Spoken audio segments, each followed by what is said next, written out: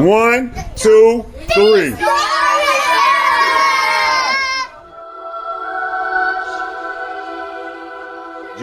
Yo, it's Storyteller. Holla at your boy. Yo, it's the Storyteller. Holla at your boy. Today we're gonna do something a little different, I'm gonna have a panel right here, 3 wise guys, to present something to the table. And we're gonna talk about the youth, keep it on the youth because they are the most important. One love.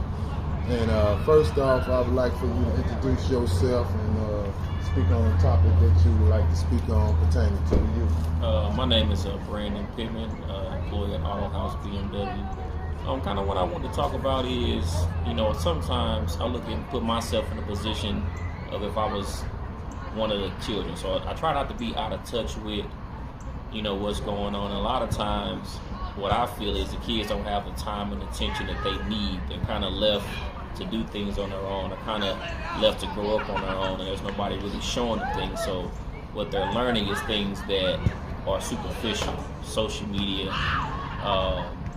and all of that. So in my opinion, I just think that it just needs to be more attention at home first, because everything else branches off from that. So when you say more attention at home, is you talking about the parents interacting with them, paying attention to what they do for us? Because the children today, they focus on social media and they get misled by social media. So you're talking about them being aware of what they are doing on social media. Yeah, what happens nowadays, and parents are, because of the way the world is, forced to work more or be stretched out a little bit more. So what happens is you go home and it's closed doors. How many times do families eat at tables with each other and there's no phones allowed or anything like that? It's a disconnect because the parents are dealing with things too, and they sometimes get home, unwind, kids doing their thing, they're doing their thing, and not even asking how they day go. They don't even know. Sometimes things could happen where this kid may not feel like they can talk to their parents may not want to be bothered. Okay. I see what you're saying on that, and I understand completely where you're at. Yeah. And I want to say to you, Marquis, what do you think that we can improve on for us in a household with the children to better equip them for society out here, the world, the guidance of the world? Because outside the household comes the guidance of the world. Yeah. One thing I can say is, like Brandon said, more time. So schedule our time for where you're going to sit down at the table. Brandon, like say, no phones. This is family time while you're eating dinner. Discuss your day, and then you can find out more about your kids. A lot of stuff gets ignored because kids might not feel comfortable telling their parents something. That they're getting bullied in school, they're picking on them, or that the school is probably not the right environment for them. So if you don't talk to your kids, you won't know, and then the situation can go unaddressed.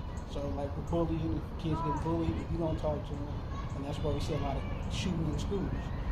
He feel like he has nobody to reach out to, or she, and then next thing you know, it escalates, and then now we're dealing with a school shooting, where it could have been resolved at the household if you just talk to your kids and make that time.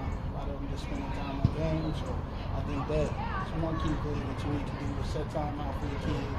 It can be with your family time, it can be maybe watching TV together. There's some time where y'all can talk and let's get some dialogue in there. Figure out what's going on in your kids' life. So what I hear you saying is a lack of communication.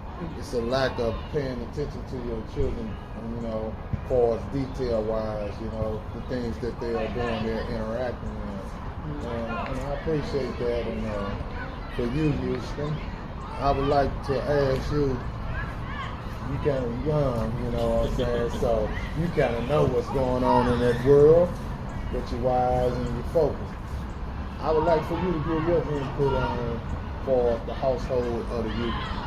I say the biggest thing is that, especially with kids growing up in a different world than parents were, because a lot of parents didn't grow up on social media, and a lot of things that are being portrayed in the media and Hollywood and everything. Excuse the me. biggest. I would like for you all as far away to talk up so Oh yeah. you know the children can hear you. Yeah, the biggest thing is, I would say, is parents need to pay attention a little more and listen to what the kids have to say. And don't be quick to say, like, oh, you're right, you're wrong, or anything. Just listen. Listen to the whole story, because sometimes, like both of you said, you have to really present yourself. You have to really listen. And sometimes if kids don't really have that ear that listens to them, they can bust because they hold that in. We're taught, especially men nowadays, to really keep that in and thug it out, stick out that chest. But the problem is like problem after problem after problem. You're going to be suffering internally, and that's just going to keep stacking up. And one day it's just going to combust. One day it could be out to other people, bring destruction to other people, or destruction to yourself. And the worst way it could be suicide, which suicide is up, especially in men. Yeah, okay. All-time high.